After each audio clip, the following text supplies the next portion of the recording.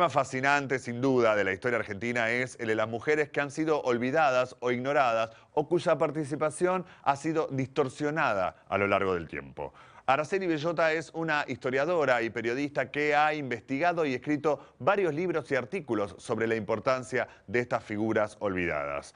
Hoy, en 40 minutos, la doctora Alessandra Minichelli dialogará con la escritora sobre algunas de estas mujeres y su trascendencia, pero también sobre las grietas y relatos a través de nuestra historia. Bienvenidos a 40 minutos.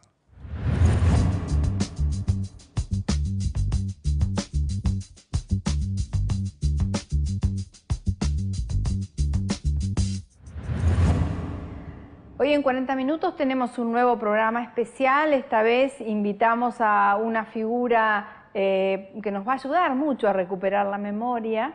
Invitamos a Araceli Bellota, que es una escritora, es una historiadora, es además guionista y es además periodista. Contanos cómo lo conciliás en tu trabajo en el día a día. En verdad yo, me formé como comunicadora social, digamos, eso fue lo que estudié y eso me recibí.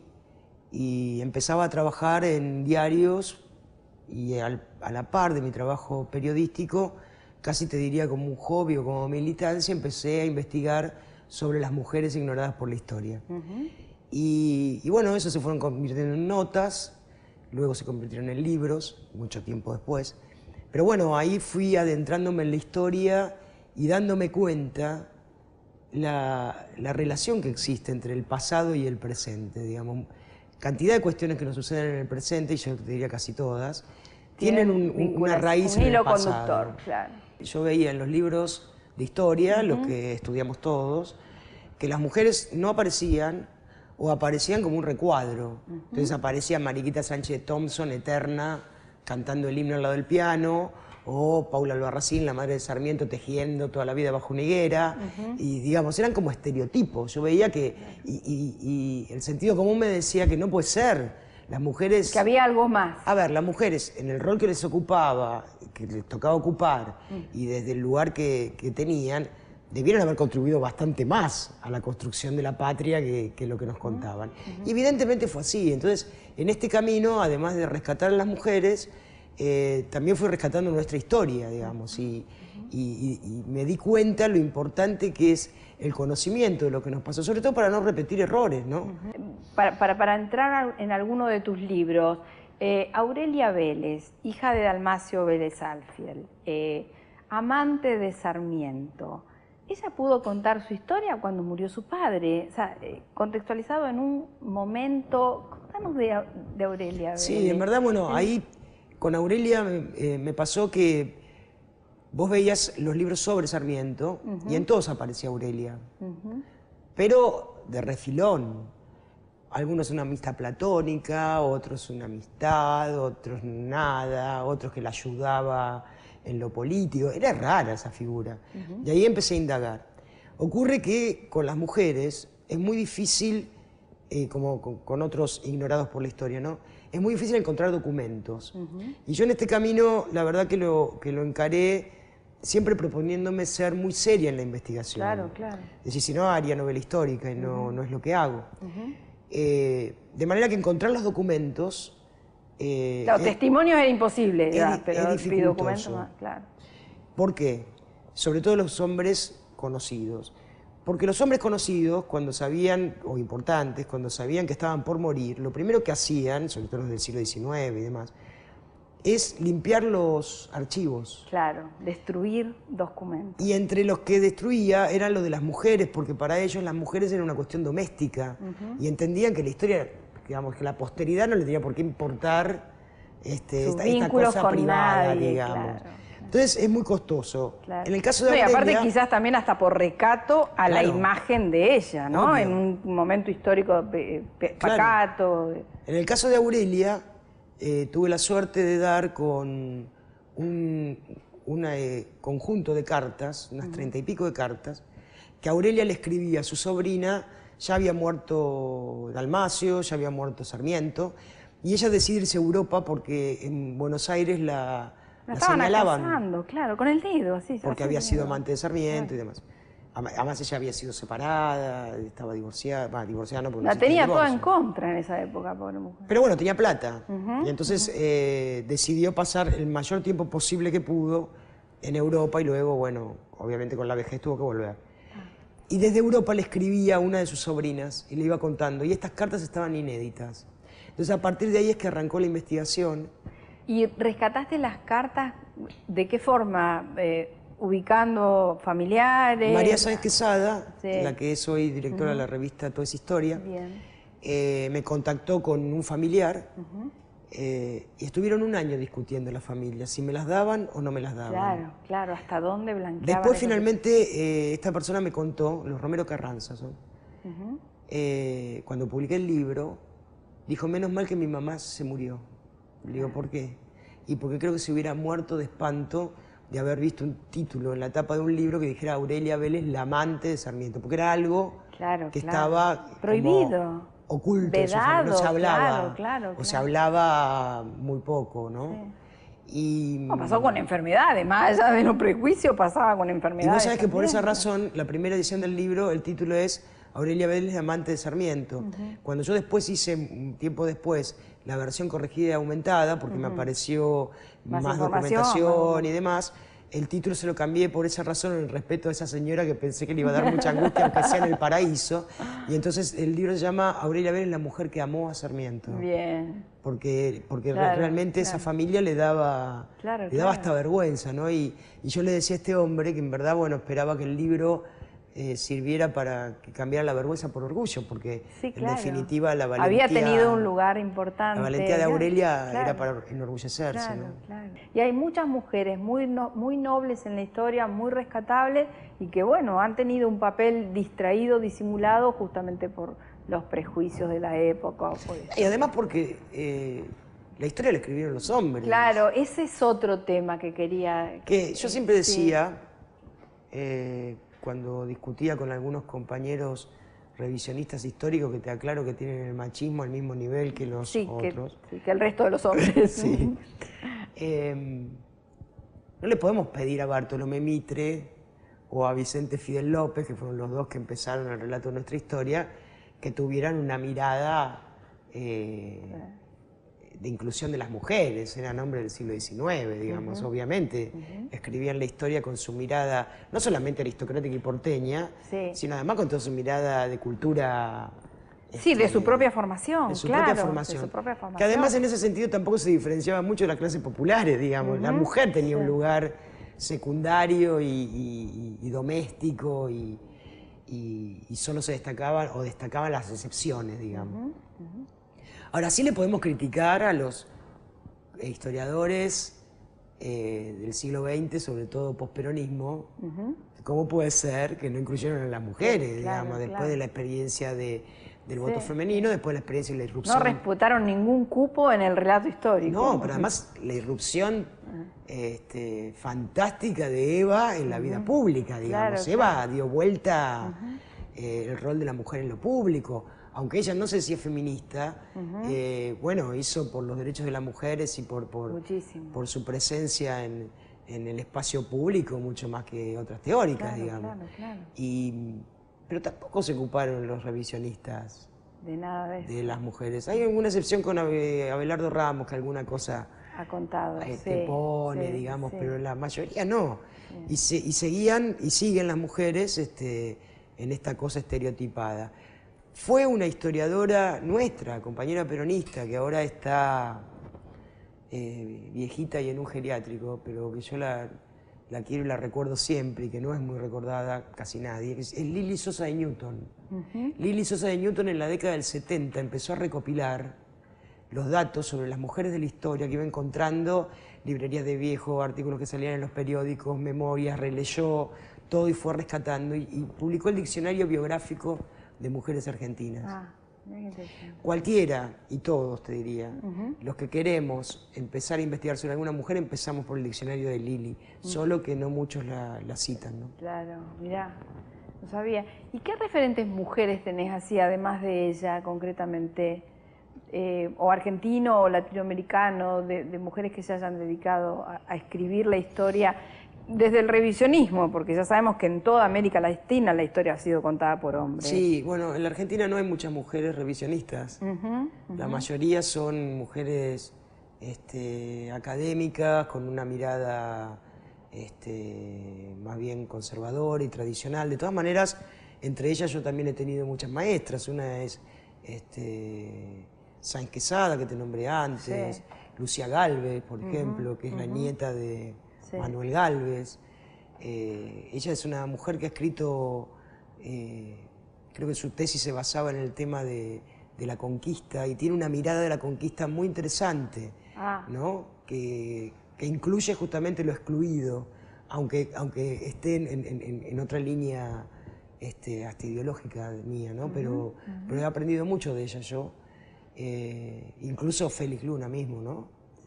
Que fue el primero que empezó a hacer de la divulgación histórica, digamos, que hizo que el pueblo se apropiara de la un historia, ejercicio, ¿no? claro, como de otra llegada. Claro. Y que además, un hombre muy generoso, que en su revista le daba espacio a absolutamente todos los que le presentaran investigaciones serias, sin preguntarte cuál era tu pensamiento. Si querés acceder a los mejores contenidos, entrevistas, informes y novedades sobre responsabilidad social, conectate a www.responsabilidadsocial.tv. Ya salió Fonres RS, revista mensual dedicada a la responsabilidad social empresaria. En este número, entrevista a Dane Smith. Hablamos sobre estrategias de valor compartido para América Latina, con la editorial de la doctora Alessandra Minichelli. Valor compartido. ¿Es posible ante una economía que no es productiva ni competitiva? Además, como siempre, la mejor información sobre contenidos socialmente responsables. Fonres RS. Conseguila en kioscos. Suscribiéndote en nuestra página web www.fonres.com, recibirás de regalo el pequeño diccionario de responsabilidad social de Force. Seguimos compartiendo este diálogo entre la doctora Alessandra Minichelli y la periodista e historiadora Araceli Bellota. Ahora, sobre grietas y relatos a lo largo de los siglos en la Argentina y sobre la increíble historia del sable de San Martín. El tema del revisionismo, si se quiere, es un tema que está muy firme y muy fuerte. Yo también te quería preguntar del Instituto de Revisionismo que en su momento se creó allá por el año, creo que fue 2014, 2011, el Instituto de Revisionismo Dorrego, que en realidad una de las primeras medidas de gobierno, 4 de enero del 2016, fue derogar, o sea, desandar el camino para que no existiera revisionismo, y en tal caso el decreto que elimina el Instituto Dorrego lo que dice es crear las condiciones para que cada uno pueda de forma independiente recrear la historia o repensar la historia, pensar sobre la historia. ¿Se crearon las condiciones para eso? O sea, vos como historiadora hoy, ¿tenés algún lugar desde el Estado que te facilite el conocimiento, el acceso a la información para la divulgación de tu información? ¿O tú tenés que valerte por vos mismo como tendría que ir a la... Lo que pasa es que con este pensamiento no tenés lugar. Este era el punto. Porque en su momento acusaron a la presidenta de querer crear un relato, ¿no? Con la historia. Sí. Como si Mitre no lo hubiera creado. Sí. Bueno, lo que pasa es que todavía tiene el diario, ese diario que le dieron después de la guerra de la Triple Alianza. Ahí está el tema. Que le regalaron, como bien cuentan algunos que se olvidan y recortan. Mitre creó una historia, un relato, en función de su pensamiento, en función de su ubicación geográfica, Buenos Aires, y en función de su mirada. Él entendía que la Argentina tenía que ser una proveedora, el granero del mundo, de materias primas de Europa. Sí, claro. Y lo hizo. Artigas lo ignoró absolutamente. Sí, claro. No solamente lo ignoró, sino que lo puso como un bandido, como un ladrón, como un vándalo, cuando en verdad fue el primero en levantarse en las Provincias Unidas del Río de la Plata a hablar de federalismo. Excluido de la Asamblea del año 13, luego combatido por el Ejército de Buenos Aires, digamos. ¿Eso no es crear un relato? Claro, claro. Entonces, lo que en verdad hizo la presidenta con el instituto es dar la oportunidad, la posibilidad No de venir a cambiar la historia. No, de rescatar la historia. Completarla, ponerle Claro. lo que le falta. Claro. Vos fuiste a Araceli durante muchos años directora del Museo Udaondo en Luján. 5 años. Vos lo que hiciste ahí fue eso, porque vos tuviste que ir construyendo sala por sala y recreando la historia. El complejo museográfico Enrique Udaondo es el museo histórico más importante de la República Argentina, por cantidad, por calidad y por diversidad de piezas. Y bueno, sí, en verdad ahí el tema es que es enorme, con un edificio antiguo, es el único cabildo que hay en territorio bonaerense. Sí. Y bueno, es muy difícil de sostener desde ahí. Pero bueno, en 5 años fuimos armando las salas, por ejemplo, el relato comenzaba en el Virreinato del Río de la Plata. Digo, ¿dónde están los pueblos originarios? Claro, se olvidaron el ex ante. Me dijeron, están acá, y me mostraron en la parte... Dos plumas. No, de la Organización Nacional Peor, en la guerra, la llamada conquista del desierto. Claro, la campaña del Entonces desierto. digo, yo pregunto cuando estaban vivos. Claro. Bueno, entonces tuvimos que empezar el relato desde ahí, luego siguió con toda la parte virreinal, se abrió la sala federal que estaba cerrada, de todo el tiempo época federal. De tu paso por el museo es la historia del sable de San Martín. Ese es en el Museo Histórico, porque yo estuve en el Udaondo hasta el 2013. Bien. En el 2013 me llaman de Nación para preguntarme si me quería hacer cargo del Museo Histórico Nacional, Bien. el que está en el Parque Lezama. Y la primera sala que armamos fue la del General San Martín, porque el Museo Histórico Nacional es el lugar que más piezas tiene de Libertador, porque su nieta las donó. Con expreso pedido que estén en Claro, donación con cargo. Claro. Entonces ahí está el cuarto de San Martín, donde él falleció, con todo el mobiliario original y la ubicación original, porque la nieta además hizo un croquis de cómo estaban ubicadas cada una de las cosas. Que no podían alterarse, muy bien, para que se respete. Está ahí. Y entonces a continuación de eso se armó la primera sala que se llamó San Martín de puño y letra, porque ¿qué era? No tenía textos, tenía citas textuales de San Martín, sus cartas. Con cartas, con las fuentes, con la fecha, porque como yo sabía que nos iban a acusar de que estábamos manipulando la historia. Claro. Entonces, muy preciso con eso, pero además incorporar el pensamiento de San Martín, porque en esta historia, el relato de Mitre, San Martín aparece como un excelente militar y una persona honesta, punto. Sí. Jamás te van a hablar de él como gobernador de Cuyo, ni la obra que hizo siendo protector del Perú. Sí, su mirada de patria grande, regional y de... Bueno, claro. parece que cruzó los Andes porque le agarró un ataque. Sí, con un caballito blanco. Hacia el trekking, ¿viste? Sí, claro, Pero bueno, claro. de manera que hicimos esa sala y después, bueno, empezamos a insistir desde que llegamos que teníamos que recuperar el sable del General San Martín, porque ese sable había sido donado por Manuelita Rosas a Carranza, que fue el fundador del museo, con cargo. Sí, claro. Para que esté, si lo había donado... No podía estar en cualquier lado. Si lo había donado a la República Argentina, con expreso pedido de que esté en el Museo Histórico Nacional. Se lo donó a Uriburu, no el Uriburu del 30, sino el otro presidente Uriburu. Y en ese momento, como el sable venía de la hija del tirano, Claro. relato de la historia mitrista, ningún alto funcionario lo fue a recibir. Fueron de segunda línea, lo pusieron en el Histórico Nacional y ahí quedó. Hasta que en la década del 70 la JP, en 2 oportunidades, lo secuestró pidiendo que se terminara la relación con el Fondo Monetario Internacional, que apareciera el cadáver de Evita, que levantaran el plan Conintes y que Perón regresara a la Argentina.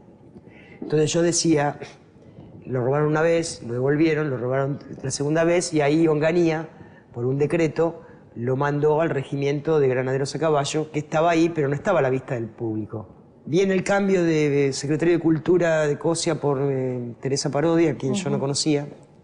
Y cuando Teresa visita el museo, le muestro todo, le cuento todo lo que habíamos hecho y le hablo del sable. Y yo veo que le brillan los ojitos. Digo, yo se lo voy a decir a la presidenta. Y se lo dijo. Claro. Y entonces, bueno, ahí se activó y... Se rescató el sable. Se rescató el sable. Y se derogó esa normativa. La presidenta derogó el decreto de Onganía y por decreto lo restituyó al histórico y además estableció dentro del Museo Histórico un pequeño cuartel de granaderos. Los granaderos viven ahora dentro, son 4 creo, se van cambiando, porque nada que se haga con el sable puede no estar custodiado por los granaderos. ¿Dónde estabas el 2 de abril de 1982 cuando la guerra de Malvinas? En el diario La Voz, que era el primer diario en el cual yo trabajé, y mi madre me llama y me dice, tomaron las Malvinas. Yo estaba en el diario, te das cuenta que me tendría que haber enterado. Sí. Yo le digo, ay mamá, ¿estás escuchando otra vez Radio Colonia? Digo, deja de escuchar Radio Colonia porque dicen cosas que por ahí no son. Y no, habían tomado las Malvinas. Y lo alucinante, mirá cómo cambiaron los medios de comunicación, ¿no? Me lo informó mi mamá por teléfono porque estaba escuchando una radio del Uruguay. Claro, claro. Todavía acá no se había difundido. Yo sí me acuerdo que yo estaba todavía era militaba en mi parroquia, era la presidenta de la Acción Católica de las jóvenes de mi parroquia. Y me acuerdo sí que empezamos a hacer cosas que tenían que ver con la paz, no con la guerra, y que tenía que ver con lo latinoamericano. Claro. Y entonces me acuerdo que hacíamos cosas que tenían que ver con invocar, mirá vos, a las vírgenes patronas de los países, qué sé yo, Nuestra Señora de Cacupé de Paraguay, Nuestra Señora del Carmen de Chile, pero además que tenía que ver con la Patria Grande, ¿no? Porque en definitiva fue la Patria Grande la que vino a sostenerlo. Sí, ¿no? Alguna vino y otra no. Alguna vino y otra no, sí. Sí. Por eso lo rezamos mucho Escribiste a la algo del Carmen de Chile, escribiste algo hace poco en tu blog vinculado a las Malvinas. Hicimos un suplemento con 4 notas, una general que explicaba el contexto, después los 2 episodios bélicos, para mi criterio, más importantes, más cruentos, el hundimiento del Ara General Belgrano fuera de la zona de exclusión y el combate de Montelogno, que fue tremendo. Y la última eran las mujeres que estuvieron en Malvinas porque no se las recuerda y estuvieron, ¿no? Claro. Bueno, así terminamos nuestro programa de hoy, agradeciéndole muchísimo a Araceli Bellota que nos haya acompañado. Ha sido muy, muy interesante todo lo que nos contó.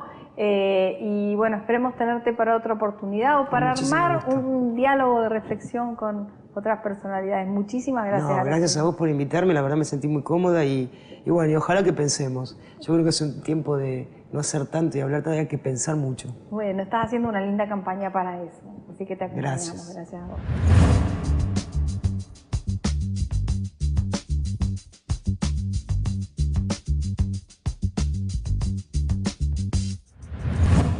Y así culminamos este programa sobre visiones y formas de contar nuestra historia, sobre grietas y relatos, y sobre algunas mujeres que han sido las grandes olvidadas de esa historia. Gracias por habernos acompañado.